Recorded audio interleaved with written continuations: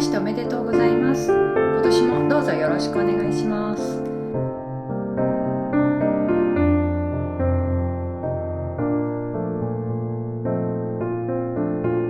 著書でも紹介している布耳のパーツの基本の作り方を紹介します。それでは早速始めていきましょう。今回の型紙はコットンタイム付録のマルチコラボ定規を使います。型紙は動画の後半で紹介していますので、よかったら最後までご視聴ください。今回ですね、布耳を重ねるための土台布の方を紹介していきます。こちらの厚みはですね、作りたいアイテムに合わせて選んでいきます。今回は薄手のリネンを使用しています。最初の1枚目は斜めのラインを作って歯切れを重ねていきます。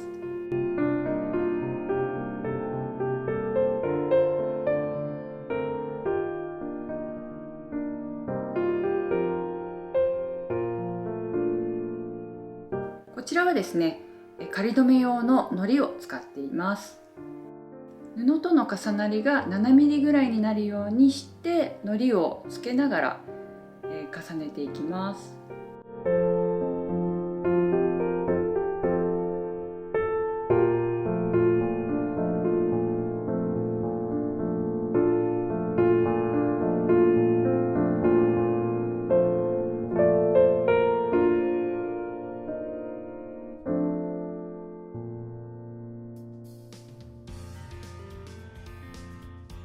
布耳の幅はですね、だいたい 1.5 センチくらいのものが多いですね。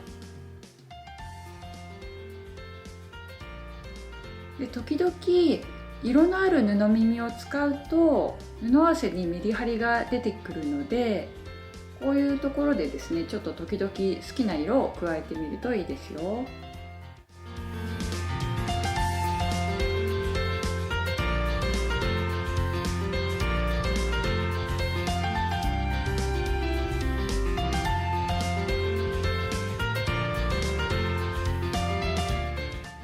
最後の端は4センチほど太いものがいいです。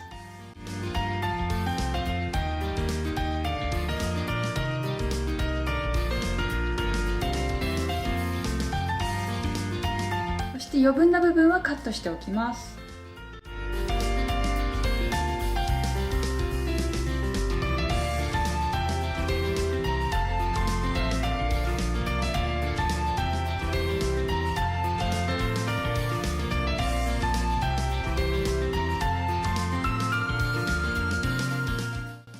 ミシンは布耳の生え際に沿ってランダムに縫います。そして糸を切らずに往復して縫う速度を速めるのもポイントです。それからですね、糸もあえて濃い色のものを使っています。で、私が普段使っているのは焦げ茶色になります。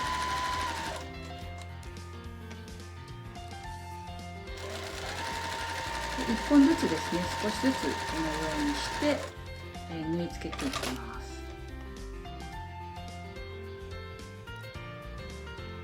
一度糊で仮留めされているので、そんなに剥がれてはこないかなと思います。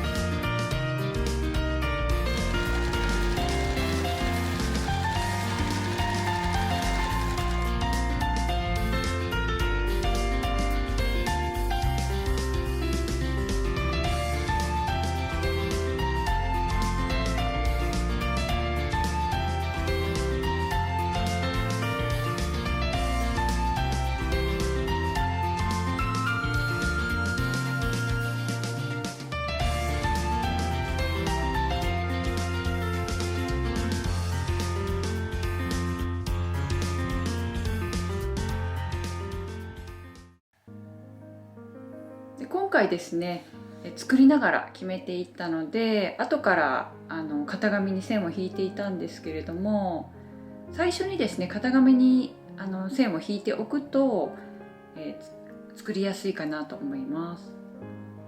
こちらの線を描いた型紙も動画の最後の方で紹介しています。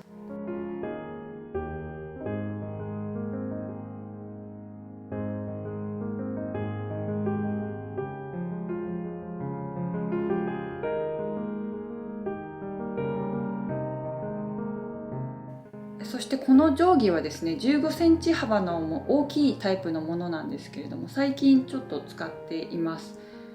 意外とこういうパッチワークなどで使うのに便利かなと思います。斜めの線も入ってて使いやすいです。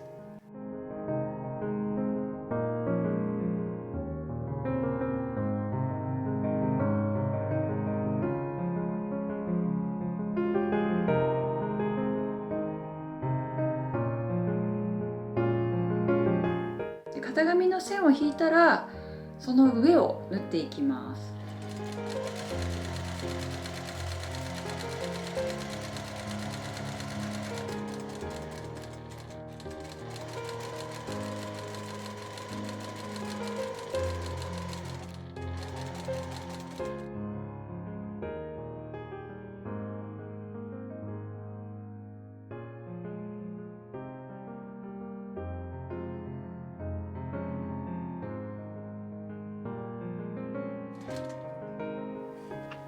すべて縫い終えたところですね。そしたら裏にしてミシン目を切らないようにして際を切っていきます。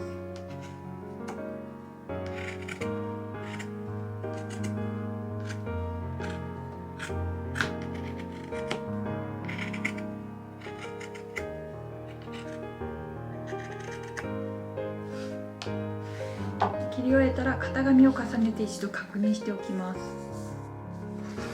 直線部分は定規を使ってもう一度ですね丁寧に切り揃えておきます。はい、いかがだったでしょうか。これでですね布耳のパーツの方が完成になります。自己流でいつもこんな感じで作っていますので、よかったら参考にしてみてください。で今回こちらのパーツを使って次回は巾着を作りますので、是非続きの動画も楽しみにしていてください。最後までご視聴いただきありがとうございました。